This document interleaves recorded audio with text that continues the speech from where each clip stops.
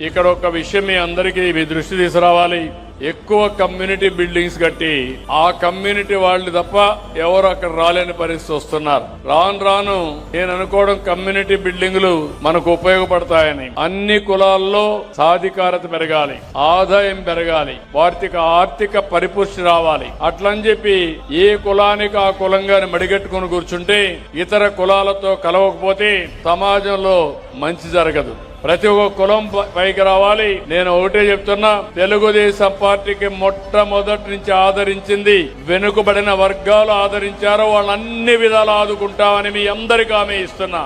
SC ఎస్టీల్లో పేదరికం ఉంది, వాళ్ళకు కూడా న్యాయం చేస్తాం. కాపు వర్గాల్లో కూడా పేదరికం ఉంది, వాళ్ళకు కూడా ప్రత్యేకమైన శ్రద్ధ పెడతాం. ఎక్కడ పేదరికం ఉంటే అక్కడ ఈ ప్రభుత్వం ఉంటుంది. ఇది కూడా కంప్లీట్ చేసి అవసరమైతే భవిష్యత్తులో అన్ని కులాలు కూడా కూర్చున్నట్టుగా పంచాయతీ ఆధ్వర్యంలో పెట్టగలిగితే చాలా వరకు ఉపయోగపడుతుంది.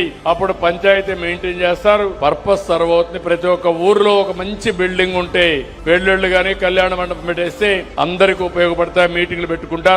అలాంటి దానికి శ్రీకారం చుడతామని చెప్పి కూడా నేను మీకు తెలియజేస్తున్నా.